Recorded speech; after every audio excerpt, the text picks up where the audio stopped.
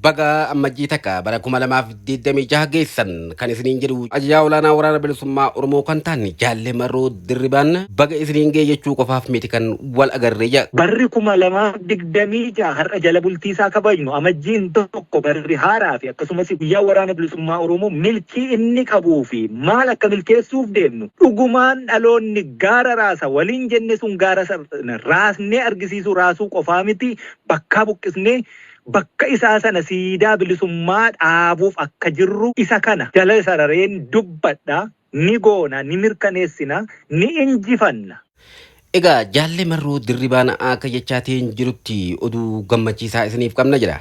Ammajjii takka irraa kaafnee hojii gurguddaa ajaa'ibaa uummata keenya illee hedduu boonsu hojjechuudhaaf qophii xumurreeti jirra jedha. Bilisas ni baana bilisummaa argines arguu baannes garuu biyyi keenya ni argiti sabni keenya ni arga bilisa ni baanaa jechuudha. Kana onnee koorraan sinitti majaallan. Kana immoo garuu injifannoo sanarraa yoo wareegamne galmee seenaa irratti dhiigaan qorannee seenaatiin yaadatamuufis yookaan immoo milkoofne arguufis cichoomina qabaannee dirree kanarratti argamuudha nu gaafata.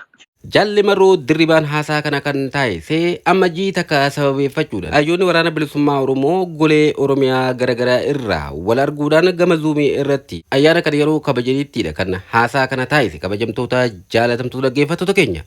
Haasaa kana keessatti Jaalle Marroo Dirribaan maalirra akka turan waraanni bilisummaa Oromoo erga ijaaramee kaasee hanga ilaa yeroo ammaan kana jirrutti maaltu akka isa mudataatiin ture qabsoo maaltu akka gufachiisaatiin ture wantoota hedduu keessa dabreetii jira. Oolota baay'ee irratti deemaa ture hedduu dhandhameetiin jira. Warri akkasiin harka kennate suni tokkoon tokkoo seenaa qabsoo bilisummaa Oromoo keessatti godaannisni inni kaahe ni kafalchiisna.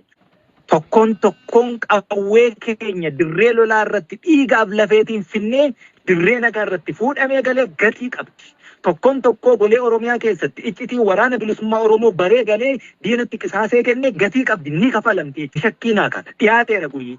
Yeeyyii qal'oo hoolaa uffattee waraana bilisummaa Oromoo keessa maadheffachuudhaan osoo waraanichi gaggeessaatiin jiru irratti gufuu taatiin turte. Baay'eef keessaa baasaatiin ture. Kan akka bara 2025 kana garuu hin jiru hedduu isaa hundeedhaan buqqaafneetii jirra kan jedhu Jaalle Marroo Dirribaan amma booda wanti nu dhaabuu danda'u tokkolleen hin jiru garaa keessa muradhaa jira. Cichoomina kana qabaannee dirree kanarratti guyyaa wareegamaa carraa wareegamuu argachuu nu gaafata. Guca kaleessa kufte qaanqee diida kanarratti bilbilaa jirtu guca ifu sana goonee galmaan geenye agarsiisu. Qabsoon bilisummaa Oromoo har'a itti dhiigaa jirru aangoo miti gaafatama. Gaafatamni sun immoo wareegamaa jechuudha. Wareegamuu kiyyatu nama aarsa yoo ta'e galma ga'uu bilisummaa Oromootu nama aarsa yoo ta'e sun aaraama hafaa jechuun boba'ullee boba'een obbaafatu. Jaalle Marroo Dirribaan loltoota garaagaraa kan guyyaa irraa miidiyaa irratti gayyaa'uudhaan yaadota garaagaraatiin oola garaagaraa waraana bilisummaa Oromoo irratti oofaatiin jiran baay'ee isaaniitiif deebii gaggabaabsee kennee kana booda garaa keessa muradhaa waan takka illee gochuu hin dandeessani jechuun itti himeetii jira. Bara 2026 kana jalqaba irraa garaa muradhaa jechuudhaan waraana bilisummaa Oromoo hundaaf waamicha taasisee bara kanatti bilisummaa uummata keenya ni goonfachiifna. Humaata kallee hin yaadinaa jechuudhaan abdachiiseetii jira. Nuti har'as kaleessas waan gochaa jirru beeknu garamitti akka deemnu beeknu hangam akka deemneef hanga nu hafe warri beeknu walitti hafne ciccinee walitti citee waan citee sitti hafaa fi isa jedhan sana jechuudha. Garuma keenya beeka numatu wal beeka. Kanaaf 2026 amajjiin tokko guyyaan waraana bilisummaa Oromoo kan dhalanaa dhuguman sinitti himaa kan milkiiti kan injifannooti ni injifanna dhugaan dubbadhaa jechuun ni injifanna irra deebi'een sinitti hima. Waan manaa baataniif hin sharafiina duuti eessatti iyyuu hin ooltu du'a seenaa qabu duunee dabarra hin daddaaqamiin hin raafamiin ejjennaa kee jabeessi. Kabajamtoota jaalatamtoota dhaggeeffattoota keenya haasaa kana keessatti Jaalle Marroo Dirribaan qabxiiwwan muraasaa tuqaniitiin jira. Olola garaagaraa kan isaan irratti deemaatiin ture kanneen akka fakkeenyaaf maqaa ergamtuu jiru kanneen akka Eertiraadhaaf ergamtan jechuudhaan ololli garaagaraa irratti yoo kan dhugaa dubbanu taate namni lammii biyya biraa yookaan kan isaan Eertiraa jedhan kana afeeruudhaan lammii biyya isaa irratti waraana bansiise eenyu jechuudhaan gaafate deebillee Abiyyi Ahmad akka ta'e hime. Dabaluudhaan Jaalle Marroo Dirribaan warra Masriitiif ergamtanii nuun jechuudha oolan irratti oofaatiin turtanii jaa. Dhugaa dubbaddaati seenaan fagoo osoo hin ta'in dhiyeenyumatti Abiyyi Ahmad biyya san dhaqee wanta keessanitti akka hoo fedhii teessanitti akkitti hin bu'u jechuudha. Uummata dura dhaabbatee wallaahi jee kakate eenyudha jechuun gaafate Abiyyi akka ta'e uummata yaadachiise. Itti dabaluudhaan faannoo wajjin hojjettanii nuun jettanii waraanni bilisummaa Oromoo hundeeffama faannoon hundeeffamte dura fagoodha qabsaa'aatiin ture. Faannummaan jedhan kunu akka gargaa'ee waraana bilisummaa Oromoo kanaa fi kaan balleessuuf kan harka isaatiin hundeesse Abiyyi Ahmad kana namootu beeka maqaa kanaa illee waamuu hin dandeessanii jechuun yaada isaanii itti fufanii Jaalle Marroo Dirribaan haasaa isaanii kana keessatti akkuma kana dura qurxummii galaana keessaa balleessina jedhanii dhaada isaatiin turan uummata Oromoo irratti gochaawwan isaan baroota dabran kana gochaatiin turan argitaniitiin jirta. Galaanichaa fi qurxummiin amma daranuu wal fudhatteeti dagaagdee dambaliin isaa bilisummaa fiduudhaaf imala dheeraa deemteeti jirti jedha. Yeroo gabaabduu hafte kana keessatti ammoo bilisummaa gonfanne nuti lubbuudhaan jiraannullee lubbuudhaan dabarrullee nuti warri ummatichaaf qabsaa'aatiin jiru yoo akka carraa taanee jiraannee bilisummaa fiduudhaaf qabsaa'aatiin jiru kana agarre ishoo yoo arguu baanne seenaatu nu yaadata. Kuni kan dhumaati. Ummata keenyaaf yeroo dhumaatiif bilisummaa fiduudhaaf harka wal qabannee tokkummaadhaan garaa keenya murannee kaaneetii jirra. Xannacha nu keessatti maadheffatee ummata keenya diigaatiin ture qabsicha laamsisuudhaaf hojiiwwan gurguddaa hojjetaatiin ture baay'ee isaa hiddaan cirree of keessaa facaafneetii jirra. Kanaaf muraasa jechuudhaan gaggabaabsee yaada isaa kannate bal'ina yaada isaa guutuu gaggabaabseetiin isin biraan ga'a. Kabajamtoota jaalatamtoota dhaggeeffattoota keenya dhaggeeffachaa turtiin waliin taasisaa rafeerraa keenya.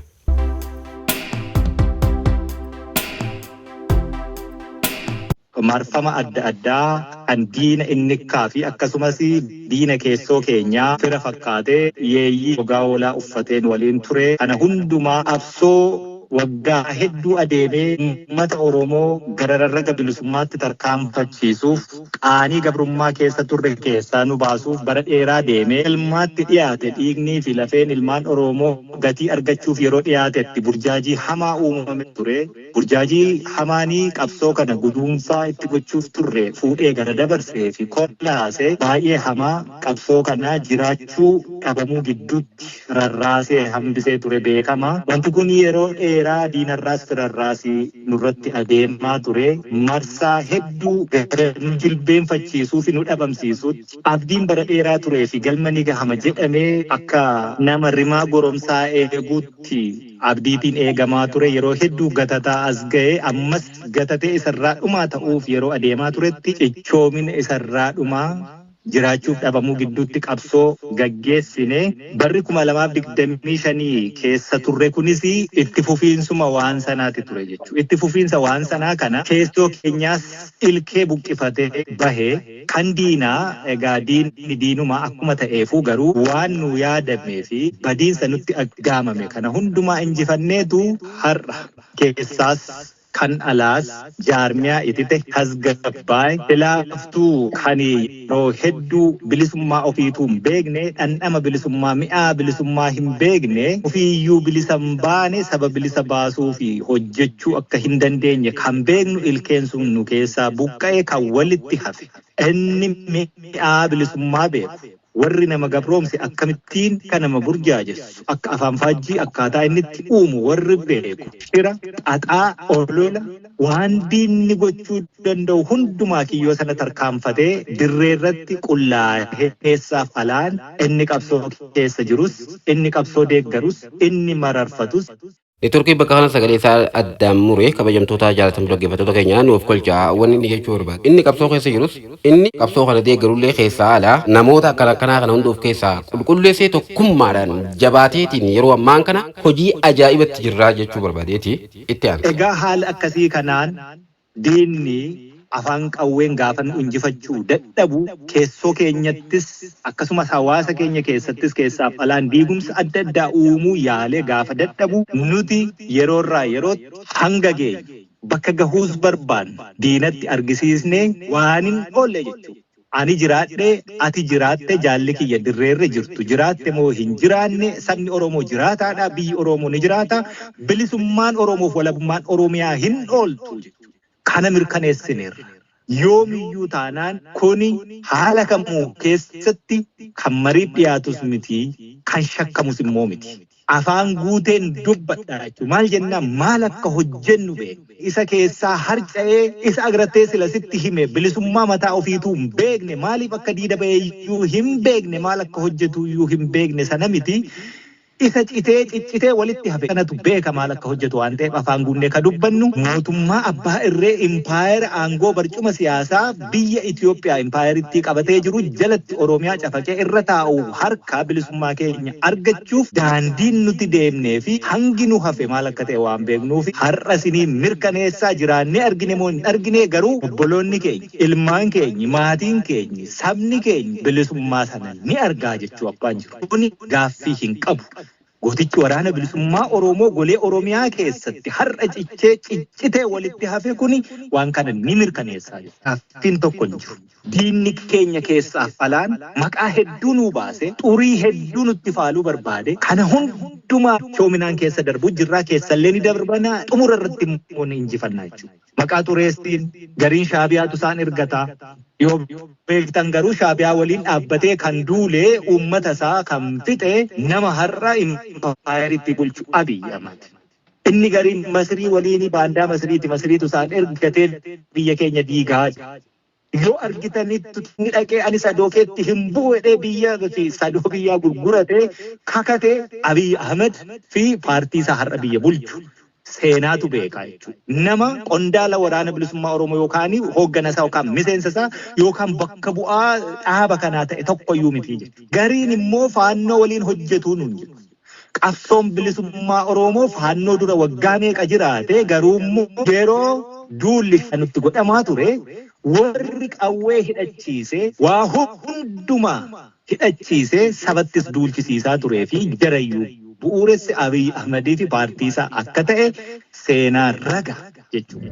Inni gariin warra TPLFitu ergata farda TPLFitti nuun jedhan. Warra kana qabsoo bilisummaa Oromoo ittiin doomsuu fi saba Oromoo gabrummaa jalatti hambisuuf gaafa baatirii godhattee biyya keenya seente warra uumte jechuu warri akkas nuun jedhu. Kanaaf jaallan nuti qabsoo qulqullittii eenyurraayyuu sharfee tokko hin argan kan eenyuuf hin gugguufne ofii keenyaan haqa keenyaan dandeettii keenyaan bilisa bahuu fi dhaloota eenyuuf hin ergamnetu har'a dirree irratti waliin cichee hafee qabsoo gaggeessaa jira. Yaadaddaa jechuun kan yaadachiise Jaalle Marroo Dirribaan haasaa kana keessatti warri olola kana nurratti gaggeessaa ta'een jiru warra biyya bulchaa jiru kana ta'uu hubachuudhaan uummanni keenya sirnaan of dhaggeeffachuu akka qabu yaadachiise. Warri olola jara kanaa dhaggeeffatan jechuun dabalee yaadasaa kan itti fufuuf Jaalle Marroon akkas jedha. Ammas dhaggeeffachaa turtiin waliin taasisa. Inni gariin ammoo olola diinaa kana fudhattee warri kun warra akkasiiti warri kun warra akkasiiti jedhee warri kun warran sii himee jechuun maaliif akka dirree irra jiruyyuu maalumaafuu akka manaa baheeyyuu warra hin beekne. Dhugaan jirtu warri akkasittiin nu himatu diinni keenya inni akkasittiin nu himatu suni ofiisaatu warra sana waliin harka wal qabdee warra sana waliin jiraatee warra sana waliin dhiiga dhangalaasee warra sana waliin afoosha tolfatee warra hojjechaa ture waan ta'eef achirraan gaafa madaallii kaasuu dadhabdu. Warri waa hin beekne maaliif akka manaa baheeyyuu quban qabne waraana bilisummaa Oromoo keessaa nu dhiibanii qabsoo bilisummaa Oromoo keessaa nu dhiibanii kanaaf dhiibamnee baanee jedhaa jechuudha. Lafa garaansaa jirtu dhaquu yeroo barbaadetti qabatasi godhata jechuudha. Warri akkasii yoomiyyuu qabsoo keessatti xannacha nuu hin ta'an sababiinsaa nama tokko yookaan nama lama himattee ati qabsoo keessaa baata taanaan nama tokkoof nama lamaafuu jilbeeffatta taanaanii warra impaayeritti kana ijaaruutti waggoota 100 meeqa qabsoo Oromoo doomsuu keessatti Oromoo saamee meeshuma deebisee ittiin Oromoo cunqursu warri hidhatee jiru kun akkamittiin injifachuuf dirreerra jira ture sun ba'aa jechuu bagacitee nu keessaa bahe hin beekuyyuu maaliif akka dirreerra jiru nama tokkoof dhiibamta taanaan nama lamaaf dhiibamta taanaan diina isa guddicha sana injifachuufuu ati durumayyuu onnee sanaa hin qabdu miciraan sanaa hin qabdu waan ta'eef xittee nama keessaa bahuun suni nuuf injifannoo guddaa. Kanaafiyyuu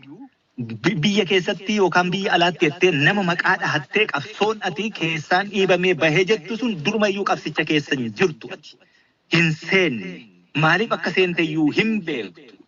Bilisummaa sabaa barbaaduu miti bilisummaa mataa keetuu namni kabachiisuu hin dandeenye suni ba'aa qabsoo irratti jechuudha. Jaallan bilisummaan qoosaan dhuftu hin jirtu. Bilisummaan waan guddaa nama gaafata. Bilisummaatti lubbuu kennuun isa baay'ee salphaa. Duuti boqonnaa waan ta'eef homaa wanni dhageettu hin jiru fixatte. Bilisummaatti deemuu fi bilisummaa sabaa fiduu fi waan hedduu dhabuu qalbiirraa hanga qaamaa sammuutti waan hedduu dhabuu si gaafata lubbuun jiraatte. dararama hedduu bu'aa bahii hedduu tabba meeqa koruu qilee meeqa bu'uudha si gaafata bilisummaa sabaa fiduuf. Qaamaa qalbiin firaa fi diina keessatti waan sirra ga'u hunda dandamachuutu si gaafata bilisummaa sabaa fiduuf. Akkuma waan mana bunaa wayii tokko seentee nyaattee dhugdee baatee wayiitti salphatu miti jechuudha. Dhiiguutti dhukkubuudha gaafata bilisummaan sabaa dhufuuf waan ta'eef kana hunda warri galmaan ga'uu danda'u. Itti wareegamees ta'e itti milkaa'ee arguu danda'u warra citee walitti hafe sanaa jechuudha. Warra har'a marfama akkasii sana keessaa bahee egeree ofii mirkaneeffatee dhugumaan barii bilisummaa sana arguuf yookaan mirkaneessuuf itti abdatu warra kanatu arguu danda'a. Awwaansi hin gaafa jaallan namni dhugumaan qubanutti qabu kun saba Oromoo hayyee nutoo hin ittisneeyyuu nuti ergamneeyyuu fedhii dhuunfaaf dirreerra jirreeyyuu nama dhiibnee qabsoo keessaa baasaa jirreeyyuu haa ta'u mee akkasitti waa fudhannu mee ajandaa diinni akkaataa kanaan uumee afaan nama kaa'u warri fudhatee gulufu suni dhugumaan akkuma isaan jedhaniyyuu haa taanu nuti. Ayyee gaarii sabni Oromoo rakkoo keessa jira yoo ta'e nuti warra rakkoo keessaa baasu miti yoo taane warri akkasiin taa'ee quba nutti qabu kuni garuu maal godhe Oromoof gaaffiin belbeltuun ka'uu qabdu as jirti. Ani qabsoo keessaan nama dhiiba yoo ta'e ati qabsoo keessaan nama dhiibda yoo ta'e jaarmiyaan abaa'oo oboo Oromoo qabsoo keessatti hirmaachisu jaarmiyaa dhuunfaati ta'e akka barbaade waan barbaade eenyu wajjiniin waan fedhe hojjeta yoo ta'e warri taa'ee kana odeessu waan kana tuffatee bira darbee gatee Oromoof waan malu maal hojjete waggaanii hedduun darbee jechuudha. Kana kanatti ilaaluu qabdu. Maaliif olola? Maaliif bolola? Nuti jaarmiyaa akka barbaaddee yoo taane akka feetee yoo taane nuti maatii tokkicha waliin taane abbaa barbaanne akka barbaanne goone abbaa barbaanne wajjiniin maabara barbaanne tolfannee hojjenna yoo ta'e unumatti quba qabaa oolummaa barbaachise nuti dhiisanii bira darbanii waan Oromoof ta'u maal hojjenne. Kana gaaffiin ka'uu qabdu jechuudha. Warri kun kanaafuu maali jechuudha? Warri kuni warra dhugumaa fi sabaaf anaannatu warra dhugumaa fi sabaaf eelu miti. Yoo dhugumaan sabaaf anaannannaa dhukkubsannaa qabaatte yeroo akkasii faloo faltaa waa maltaa waa dhaltaa jechuudha sabaaf. Esseetuma abaluu balleessi abaluu tolche jettee nama tokko nama lama yookaan jaarmicha kana guutuusaa ajandaa godhattee waa'ee isaa odeessaan ooltu. Wanni waa'ee keenya odeessanii fi kokkeen nutti qabnetu jira. Qoonqoon nuti duuchinetu jira. Shira isaan uummata kana gidduutti shiruu barbaadan warra nuti dhoowwinetu jira. Qoonqoo isaanii ta'e irra dhaabbannee jira. Hanna nuti isaan kunneetu jira. Kanaaf olola fokkotaa kanaa kan irratti oofaa jiranidha. Tana jala muree namuu beekuu danda'udha qaba. Hayyee jaallee marru sagaleen neetworkii waan murteef ni warri kuni sabaaf anaannannaa qabaatee yookaan sabaaf dhukkubsatee osoo hin taane sabni Oromoo dantaadha qaba akka sabaatti waan bira ga'uu barbaadu kaayyeeffatee itti qiyyaafatee deemaa jirutu jira. Kanammoo warri galma gahuusaa hin feene achi keessatti dansaan isaanii tuqamu. Oromoon bara baraan gabummaa jala akka jiraatu warri godhuu fedhu kuni sabichaaf yaadee osoo hin taane warri sabaaf yaadu kuni wanni nu yaadnu kun akka inni galman geenye nu dura dhaabbachuuf kana godhu malee osoo dhugumaaf sabaa yaadaniiru ta'e waa'ee keenya miti ka odeessaa ooluu qabani rakkoo sabichi qabudha furuu qabu turan jechuudha. Sanan goone jechuun warri kun hojiin isaanii akka Oromooni waan akeekkatteef kaayyeeffatte bira hin geenyedha. Gufuu ta'anii kiyyoo kaahanii sakaallaa nu sakaalanii warra yeroo hundumaa nu doomsuutti adeemu barbaadanidha jechuudha. Warri fira fakkaatullee jechuudha. Waraanni bilisummaa Oromoo eenyu waliin hojjechuuf eenyu nu heeyyaman gaafatu.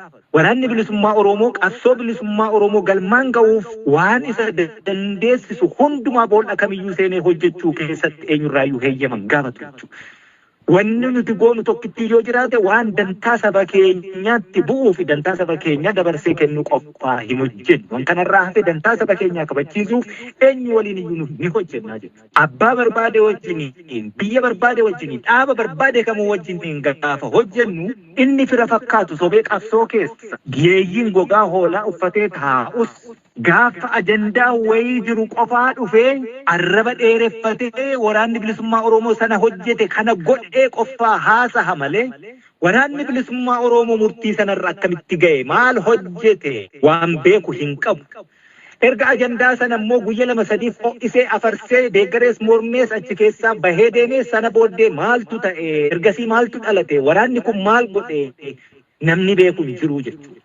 Kanaaf nuti waan hojjennu wanni beeknu guyyaarraa guyyaatti madaa haa dhiiga dhangala'aa lafee cabaa lubbuu bahaa warri oollu beekna wanticha waan ta'eef saba keenyas waan baasu beekna daandii kamirra yoo deemne gara silaa sabni keenya itti bahuu barbaannuu fi sanaaf wareegamaa jirruu fi tiksaa jirru akeekaaf kaayicha tiksaa jirru wareegamuu fi qofaa miti tiksuus nu gaafatu tiksaa jirru sana waan hojjennu beeknu sana eenyu nu heeyyaman gaafannu jechuudha. Bariin bilisummaa Oromoo immoo yoomiyyuu taanaan dhiyaachuu isaa ni beekna. Barri 2026 har'a jala bultiisaa kabajnu amajjiin tokko barri haaraa fi akkasumas guyyaa waraana bilisummaa Oromoo milkii inni qabuu fi maal akka milkeessuuf deemnu waanuma waliinuu hojjennu dirree irratti beeknu waanuma waliinuu karoorfanne itti deemaa jirru sana dhugumaan dhaloonni gaara raasa waliin jenne sun gaara sana raasnee argisiisu raasuu qofaa miti bakka buqqisnee bakka isaa sana siidaa bilisummaa dhaabuuf akka jirru isa kana jala sarareen dubbadha ni goona ni mirkaneessina ni injifanna. Bilisas ni baana bilisummaa argines arguu baannes garuu biyyi keenya ni argiti sabni keenya ni arga bilisa ni baana jechuudha. Kana onnee koorraan sinitti majaallan kanammoo garuu injifannoo sanarraa yoo wareegamne galmee seenaa irratti dhiigaan qorannee seenaatiin yaadatamuufis yookaan immoo milkoofne arguufis cichoomina qabaannee dirree kanarratti argamuudha nu gaafata. Cichoomina kana qabaannee dirree kanarratti guyyaa wareegamaa carraa wareegamuu argachuu nu gaafata. Yoo sana hin taane warruma ololuu fi bololuu waraana bilisummaa Oromoo guyyaarraa guyyaatti hadheessaa oolu namoota irratti qiyyaafate duula gaggeessaa oolu sana waliin yoo deemtani inni kuni lolaa galaanaa dhiiga qulqullootaa kanaanidha qulqullaa'ee harame waliin deema waan ta'eef sana abbaatu murteeffata. Lolaa sanaan kosii ta'anii haramanii deemuu yookaan immoo warra carraa qabeessa dhiiga lolaa sana haree deemu dhiiga kosii sana qulqulleessu dhiiga sanatti gumaachuu wareegama sana carroomu argachuu yookaan ammoo abbaa carraa ta'anii bilisummaa sabaa fidu guca kaleessa kufte qaanqee diida kanarratti bilbilaa jirtu guca ifu sana goonee galmaan geenye agarsiisu jechuudha. Kanaaf keessaan alaan duulli nurratti adeema. Namumti tokkichi bakkuma meeqa taa'ee waan meeqa nurratti odeessu sun inni sun woboon bakka hin buufatu Oromoos bakka hin bu'u. Maali jedhiitii waraanni bilisummaa Oromoo dirreerra jirtu dammaqii ilaali jechuudha. Sabni Oromoo keessaaf alaa jirtu dammaqii ilaali jechuudha. Bakka hin buufanne nuti. Waan nu barbaachisu irratti immoo inni nu barbaadu keessa isaa jiraatu alas dirreerra isaa jiraatu dirreen alas diina keessa isaa jiraatu eessayyuu waan hojjetu beeka. Waan hojjetu namni beeku immoo nama rakkisu jechuudha. Qabsoon bilisummaa Oromoo har'a itti dhiigaa jirru aangoo miti gaafatama. Gaafatamni sun immoo wareegama jechuudha. Wareegamuu kiyyatu nama aarsa yoo ta'e galma ga'uu bilisummaa Oromootu nama aarsa yoo ta'e sun aaraama hafaa jechuun boba'ullee boba'een obbaafata. Kanaaf jaallan sinitti hin dheeressu nuti waan hojjennu beeknu har'as kaleessas waan gochaa jirru beeknu. Garamitti akka deemnu beeknu hangam akka deemneef hanga nu hafe warri beeknu walitti hafne ciccinee walitti citee waan citee sitti hafaa fi isa jedhan sana jechuudha. Garuma keenya beeka numatu wal beeka. Kanaaf 2026 amajjiin tokko guyyaan waraana bilisummaa Oromoo kan dhalanaa dhuguman sinitti himaa kan milkiiti kan injifannooti ni injifanna dhugaan dubbadhaa jechuun ni injifanna irra deebi'een sinitti hima.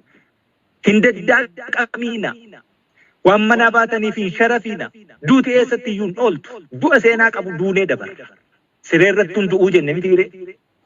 Kanaaf ni injifannammoo qaama injifannoo sanaa yookaan qaama wareegama sanaa taana. Hindaddaqamiin hirraafamiin ejjennaa kee jabeessi dhaabbadhu waan manaa baatee fi beeki. Akka nama iddoo meeqa seenee iddoo meeqa bahuu olii gadi harka kennataa hin hafiin jechuudha. Warri akkasiin harka kennate suni tokkoon tokkoo seenaa qabsoo bilisummaa Oromoo keessatti godaannisni inni kaahe ni kafalchiisa. Kinaafuu hin shakkina ni kafalchiisa. Tokkoon tokkoon qawwee keenya dirree lolaa irratti dhiigaaf lafeetiin finnee dirree nagaa irratti fuudhamee galee gatii qabdi. Tokkoon tokkoo golee Oromiyaa keessatti iccitii waraana bilisummaa Oromoo baree galee diinatti qisaasee kennee gatii qabdi ni kafalamti jechuudha. Ni kafalchiisa. Ni shakkiinaa kana. Dhiyaateera guyyichi. Biyyittiin impaayera Itoophiyaa kana raasaa turre jennee sana har'a daboo hedduutu itti jira. Har'a diina hedduu qabdi. Eenyu waliin iyyuu yoo ta'e immoo ni hojjenna rakkoon tokko iyyuu hin jiru hin sodaannu jechuudha. Kan hojjetamu waa'ee biyya keenyaati. Biyya keenya irratti namni daboo biyya keenya irratti naqatee dhufu keessaa hafnee diida dhaabbannee akka yeroo kaanii borummoo akkas nu godhan hin jirru. Dura dhaabbannee dura buunee qajeelchineetu waliin waa'ee biyya keenyaa irratti keessaa harka qabaachuu nu gaafataa jechuudha. Abbaan fedhe iddoo fedhe taa'ee waan fedhe yoo dalage xumurrisa Oromiyaa keessa. Afoosh akkasii keessaa haftee yookaan abiloo wajjin hojjette yookaan abiloo wajjin akkas ta'e jedhameetiin miti. Eenyuyyuu nu murteessu sana nutu murteeffata. Saba Oromootu murteeffata. Beeka sabni Oromoo maal akka barbaadu. Sabni Oromoo nu amanaa fi qabsoon kun hanga har'aa jiraate. Silaa Oromoon beeki yoo barbaade halkan tokkotti duulee biyya kana keessaa nu balleessuu ni danda'a. Harka duwwaa akkamittiin akka EPRDF qaarise beektanii. Jaalala isaatu nu jiraachise. Waan barbaade iyyuu yoo isa goone qaama qabsichaati, wareegama qabsichaati. Qabsoon du'a qabdi, qabsoon wareegama qabdi, qabsoon dhiiguu qabdi, qabsoon waan hedduu dinagdeen waan hedduun deeguu qabdi jedhee dandaheetu Oromoon danda'e qabsoon galteefittu nu danda'e nu baatee deemuu jira jechuudha. Gaarummaa keenya qofaaf miti. Warraaqaa kan isaaf duunu ta'uu keenya qofaaf miti. Badii hunduma isaa xurii keenya wajjin danda'e kan inni nu baatu, ololli kamuu kan inni nu diiguu dadhabe, waraanni kamiyyuu kan inni nu jilbeenfachiisuu dadhabe, saba guddicha hamma kanaa gahudha qabna. Haa galatoomu. Galanni isaa immoo bilisummaa nuti borfinnuufi haa ta'uufi jechuudha uummanni Oromoo. Kanaaf nu danda'e maleessa bosona miti kan nu dhokse, gaarreen miti kan nu dhokse, lageen miti kan nu dhokse. Bosonni Oromiyaa, gaarreen Oromiyaa, lageen Oromiyaa, lafti teessumni lafaa Oromiyaa diina irratti olaantummaa argachuuf nu gargaarani malee dhugumaan dhugaatti nu dhoksanii nun keenya kan dhoksee nu kaa'e, kan bobaasaa jalatti nu baate, kan nutti deege, kan nutti eele, kan nu waliin wareegame sabicha guddaa kana saba Oromoo kanaa jechuudha. Kanaaf akkuma seerri heerri keenya jedhu saba keef garaa laafessa, diina keef gara jabeessa ta'e jedhu sana sabaaf garaa laafne. Dhugumaan saba akkasittiin qabsoon galee fi qabsoo ofitti fudhate kaleessa beeki daqiiqaatti iyyee qabsoo kana keessa nama baasaa kan ture sabni Oromoo qabsoon milkaa'uu kan dadhabde jaalladha isaa wagii lixa irratti kan inni milkaa'uu dadhabe sabatu qabsichi galee fi ofitti hin fudhanneef kanaaf itti ulfaate kanaaf wareegame jechuudha. Har'a immoo kan keessa jiraate waraanni bilisummaa Oromoo guutuu Oromiyaa keessatti gola Oromiyaa hunda waliin gahe sabichatu ofitti hammate ofitti fudhate waan ta'eef qurxummichiif galaanichi wal simee waan deemeef. Qurxummiif galaana kana immoo adda baasna. Qurxummichi harkaan qabuuf immoo galaanicha gogsinaa kan jedhamee mootummaan diinni kun sabarratti kallattiin lola labsee deemaa jirus kanaaf jechuudha. Kanaaf manni haadha Oromoo, manni abbaa Oromoo gubataa jira. Kanaaf qeensaa golgolaa jira. Kanaaf qabeenyi isaa saamamaa jira. Qabsoo keessadha jira. Qabsoon immoo kan hin qabne hin jirtu yoo kana ta'e malees galman geessu itti wareegamuu nama gaafata. Itti of titimuu nama gaafata. Ankanaachi warri afaan qawwee si gabroomsee bare tola siin kennu bilisummaa itti wareegamteetu irraa argatta. Waraanni bilisummaa Oromoo kanaaf hidhatee qabsoorra jira. Kanaaf hidhatee dirreerraatiin lolaa jira jechuudha. Amajjii akkasittiinidha dirreerratti dhiigni keenya dhangala'aa lafeen cabaa lubbuu dhabaadha kabajannaa jechuudha. Kanaaf waatu jira inni jennu wooma jira itti baana immoo inni injifanna immoo qophii sanaaf immoo waraanni bilisummaa Oromoo dheebotee beela'ee dirreerra waan silaa saganteeffate galmaan gahuuf aarsaa kamuu kafaluuf qophii ta'ee adeemaa jira waan ta'eef kanatti of qopheesse waraanni bilisummaa Oromoo. Uummanni Oromoo ammoo waan kanaa olii wanni inni gochuu danda'u guddaan hin jiru jechuudha. Of kitimaa jira. Qeerraa buqqa'ee waan meeqa ta'e kuni hundumti immoo guyyaa tokkotti sii lollee sii wareegamnee diina gamaa gamanaa si lolu sirraa dhaabuu dandeenya ta'a. Garuu nuti waan guyyaa tokko waan torban tokko yookaan waan waggaa tokkoo miti. Boqonnaa haarawaaf waaraa nagaa waaraa sun kan inni dhufuu danda'u biyya argachuutiin jechuudha. Mandara Oromoo tokko lollee irraa diina ittisnee yookaan immoo waan biraa adda addaa itti gamu kana irraa ittisnee torbee tokko ittisuutiin wanti raawwatu hin jiru. Oromoon nagaa kan inni dhabe biyya waan dhabee fi biyya sana fiduudha jirra. Hojiin keenyis kanaa jira. Waraanni bilisummaa Oromoo uummata Oromoo irraa roorroon qolanneen suni roorroo guyyaa tokko guyyaa lama yookaan waggaa tokko yookaan mandara tokko irraa qoluu miti. biyya sanatu yoo dhufe nagaan sun waliin dhufa. Oromoon abbaa biyyaa yoo ta'e ilmaan isaa yoo barcuma aangoo siyaasaa isaa qabattee yeroo barbaade filee achirra kaa'ee yeroo isaaf hin taane immoo achirra dha'ee buuse akkasittiin biyya isaa irratti nagaa waaraan kan inni dhufuu danda'u. Kanaafidha loluu jirra, kanaafidha wareegamuu jirra. Hundeen qabsoo keenyaas isa kana. Kanaaf ololli kamuu nun jilbeenfachiisu jaallan. Warri diidaas ta'e keessaa olola adda addaa miidiyaa irra bahee akkanumattiin adoodaa oolu suni gurri ittiin dhageenyu hin jiru. Balballi keenya sanaaf cufa. Diigumsi immoo xannachoota akkasiitiin har'anu keessatti diigan tokkoyyuu immoo hin jiru. Xannachi sun guutummaa guutuutti dhiiga lola'e sanaanii qulqullaa'eera. Kanaaf abdii kutaa jenna warra akkasiiti. Yommuu Oromoo fi gadoodaa jirtu, Oromoof anaannataa jirtu ta'e immoo waraanni bilisummaa Oromoo akkaataa itti deemuu qabu tolfateera. Inni sun yoo isiniin taane Oromoof waan ta'u ofii keessan tolfadhaa deemaatti hin jenna warra akkasii. Hankanaachi obsa biraa hin qabnuuf. Namni quba nutti qabuu dhiisee Oromoon akkaataa itti gara silaa barbaadutti deemu haa maluufi. Yommuu akkaataa itti waraanni bilisummaa Oromoo adeemu sun ta'eeraa fi ta'e immoo jaarmiyaatti dabalamee hojii haa hojjetu jechuudha. Kanuma dhaamaa fi kanaaf yaa waraana bilisummaa Oromoo warri as keessa jirtanis akkasumas warri asitti hirmaachuu carraa hin qabne kuftanii kuffisaa jirtani dirreerra jirtani bagaa amajjii tokko kan bara 2026 har'a jala bultii isaa 2025 muddee 31 kabajan waliin geenye baga geessanii uummanni Oromoo baga geessanii jechuun barbaada. Firaaf diinattis garuu wanni hennu wanni barbaadnu suni ilma geessi. Yoo taates baranumaa ta'uu diddes amalumaa ammoo amalan taatu wanni taatu baranumaa injifannoo waraana bilisummaa Oromoo dirree irratti har'a galmeessaa jiru walitti qocamtee coramtee suni dhuftee injifannoo isa xumuraa sana ni goolabdi nu guduunfiti. Insiniin jechuu barbaada injifannoon uummata Oromoo fi fayyaa ta'aa, horaa bulaa, deebanaa, injifadhaa, irra aanaa akkasiin beekamna si waraanni bilisummaa Oromoo. Seexaa qabaadhaa, xiiqii qabaadhaa, hamilee qabaadhaa, onnee qabaadhaa, miciraan qabaadhaa jechuun jilbeenfatiin diinaa fi isa diinni har'a yeroo argatee maaliin si akaa'ee jedhe walaloo dooktarii sanaa nuun taasisiidha jechuudha. Kan Hacaaluunis walaloo isaa jecha ittiin wareegame sana jechuudha. Kanaaf yeroo argattee hin dhahooftu jechuun buqqee yeroon kennee fi dhagaa cabsiteedhaan oppiidiyoon kaleessa harkaan xafaxafamtee tolfamte sun jechuudha. Ni injifanna jara sana.